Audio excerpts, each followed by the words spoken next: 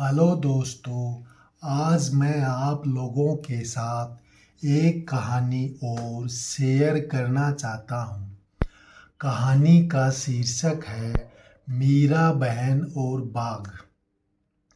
मीरा बहन का जन्म इंग्लैंड में हुआ था, लेकिन वह महात्मा गांधी जी से इतनी प्रभावित थी कि वह इंग्लैंड को छोड़कर भारत ही में बस गई और महात्मा गांधी जी के साथ काम करती थी।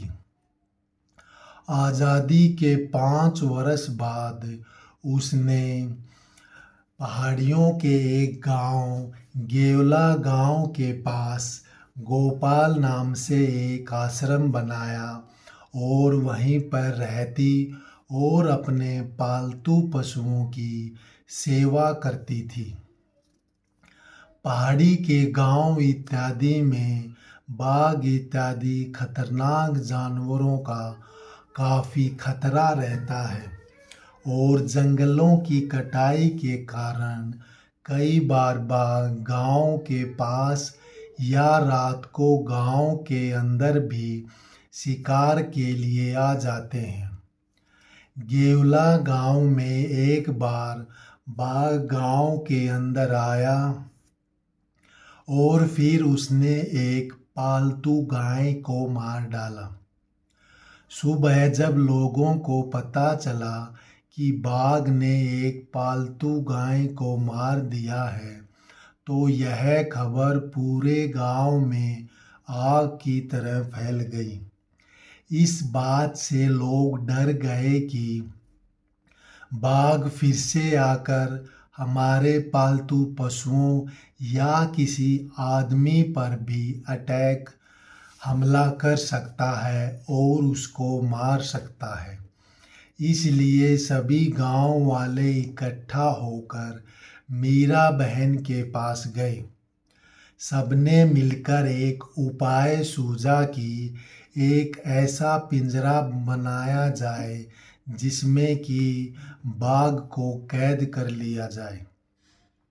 तो यह बाघ को कैद करने की सहमति के बाद गांव वालों ने एक ऐसे पिंजरे का निर्माण किया कि जैसे ही बाघ पिंजरे में घुसे तो पिंजरे का दरवाज़ा अपने आप बंद हो जाए। बाघ को ललचाने के लिए पिंजरे के अंदर एक बकरी को भी बांध दिया ताकि बकरी की मिमियाने की आवाज़ सुनकर बाघ उसके अंदर घुस जाए। पिंजरा तैयार होने के बाद रात होने से पहले गांव वालों ने पिंजरे को उस जगह पर रख दिया जहां पर बाघ को अक्सर घूमते देखा जाता था और उसके अंदर एक बकरी को भी बांधकर सभी गांव वाले अपने घर वापिस आ गए। जिस जगह पर वह पिंजरा रखा हुआ था, गोपाल आश्रम वहाँ से ज़्यादा दूर नहीं था। अगले दिन जब सूरज निकला तो सभी गांव वाले इकट्ठा होकर एक साथ पिंजरा देखने गए। उन्होंने दूर से देखा कि पिंजरे का दरवाज़ा बंद है। वो सभी बड़े खुश हुए कि उन्होंने बाघ को पकड़ लिया है। इसके बाद वे सभी पास जाकर देखते हैं कि अंदर तो कोई बाघ नहीं, केवल बकरी ही है। अब वो सोचने लगे कि बाघ के बिना दरवाज़ा अपने आप कैसे बंद हुआ, क्योंकि गोपालपुर आश्रम पास ही में था। इसलिए वे सभी लोग गोपाल आश्रम में मीरा बहन से मिलने पहुँचे।